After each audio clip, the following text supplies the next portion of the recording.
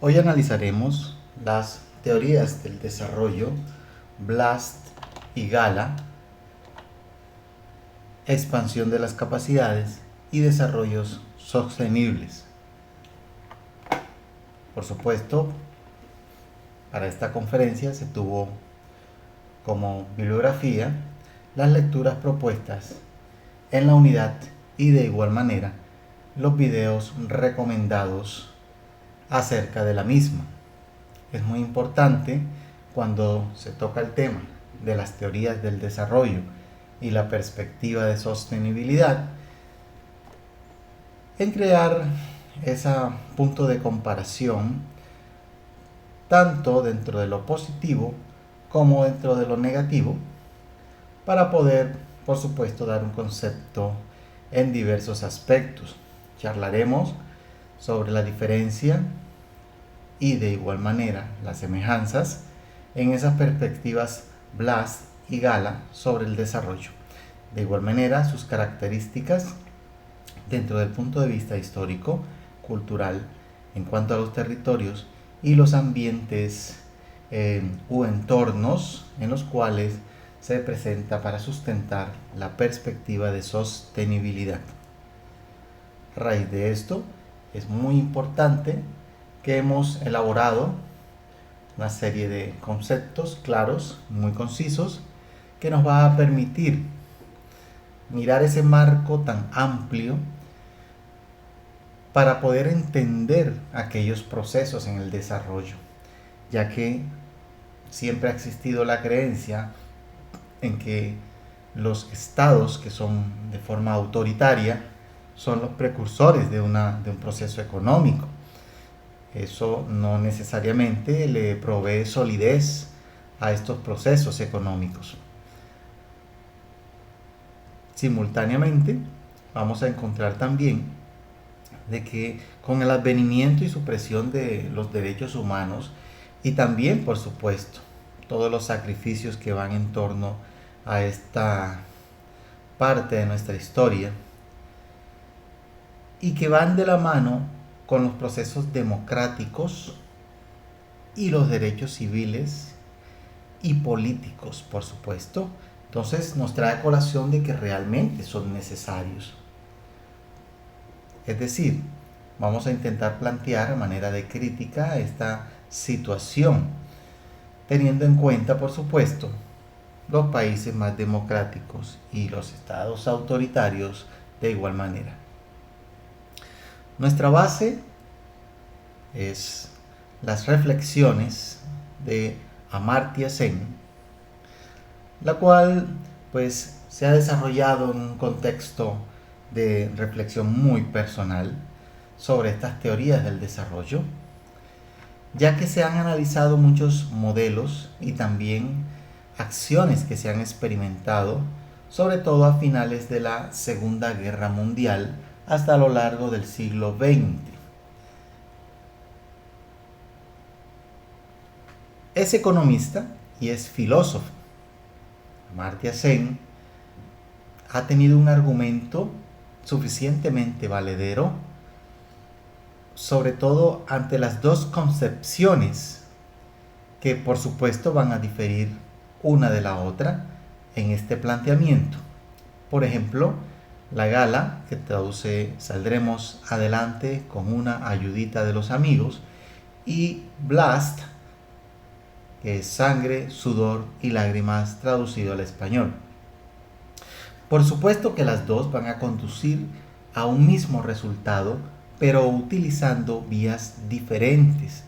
Por ejemplo, Gala aboga por una cooperación, por una intersección entre los diferentes mercados para poder conseguir ese tan anhelado desarrollo. ¿Okay?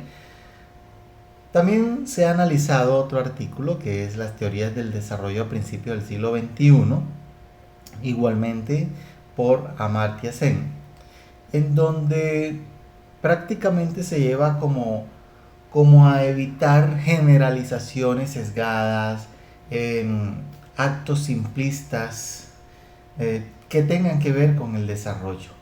Todo esto tiene una selección de información y una fuerza en su enunciado, pero llama la atención que no existe un examen crítico directo sobre estos planteamientos.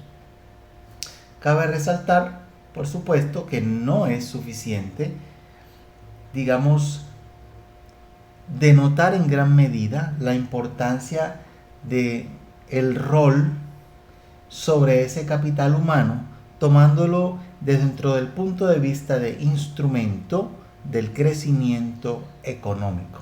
Ahora bien, por supuesto, ante este planteamiento va a ser necesario distinguir entre fines y medios. Es decir, para poder tener un desarrollo, se debe construir un medio para poder conseguir ese desarrollo humano. Ahora bien, las perspectivas Blast y Gala, que interactúan directamente sobre el desarrollo, van a provenir no solamente de enfoques diferentes dentro de ese campo lingüístico y educativo como tal. He logrado entender que tienen muchas aplicaciones en diferentes contextos, no solo económicos, sino también de aprendizaje, de lenguas y de evaluaciones. Pero conozcamos un poco más sobre sus diferencias. En este cuadro podemos denotar diferentes aspectos, como por ejemplo el origen del enfoque, la capacidad principal en cuanto a su finalidad, el método de evaluación, el rol del estudiante y la aplicación típica que se le da. En el caso de Blast y en el caso de Gala, o sea que vamos a estar viendo las diferencias entre ellos. Con Blast tenemos que se basa principalmente en pruebas que son estandarizadas y que permite una evaluación prácticamente formal. Puede medir el rendimiento lingüístico de una forma muy objetiva mediante la evaluación con pruebas muy estructuradas, y los ítems van a ser totalmente cerrados. El estudiante pues va a tener un papel de receptor de estos contenidos y por supuesto va a ser evaluado por la precisión de sus respuestas. En cuanto a la aplicación típica, algunos ejemplos son el examen TOEFL y el IELTS. Son exámenes de competencia lingüística. Por otro lado, Gala se basa en el aprendizaje activo, colaborativo y contextualizado para llegar a una finalidad de promover el desarrollo integral de este lenguaje, pero en contextos reales. Ahora bien, la evaluación se hace de forma continua y se hace un énfasis principalmente en la interacción. Esto es muy importante y contrapone a Blast, en donde se utilizan unas pruebas muy estructuradas. Gala permite la participación activa del estudiante y por supuesto va a ser evaluado por su desempeño comunicativo. En ejemplos de aplicación tenemos muchos programas educativos que se centran en el desarrollo comunitario. Ahora bien, ¿qué tenemos en común? Ambas buscan mejorar el dominio del lenguaje, utilizando métodos distintos, por supuesto. Van a reconocer la importancia de ese contexto cultural, de ese contexto comunicativo en el proceso de aprendizaje. Y van a utilizar criterios de evaluación. Teniendo en cuenta de que Blast lo va a hacer más formal y Gala lo va a hacer más cualitativo, ¿no? Pero a ciencia cierta pueden complementarse, por supuesto. Blast puede ofrecer datos que sean cuantitativos, muy útiles para realizar los diagnósticos, mientras que Gala puede enriquecer el proceso de enseñanza y aprendizaje. Todo esto ha tenido un giro bastante histórico, un giro que va hacia la expansión de capacidades, en donde se va a representar principalmente cambios muy profundos que se van a entender dentro de ese proceso de desarrollo humano dentro de un punto de vista de perspectivas, muy aplicado a las perspectivas económicas, por supuesto. Entonces tenemos una serie de enfoques que se van a alejar como de esas visiones tradicionales, que se van a centrar en el crecimiento económico, en el acceso a bienes materiales, y se van a enfocar más en las personas como tal, dentro de ese pueden hacer y ser. Existen ciertas características de estas capacidades, como son, por ejemplo, un enfoque de libertad real de las personas, o sea que no se trata solamente de entender recursos, sino también de tener la libertad efectiva para poderlos usar, porque si no, no se van a conseguir las metas. Por otro lado, existe una importancia de las capacidades y funcionamientos. Recordemos que capacidad son las oportunidades reales de poder elegir y actuar.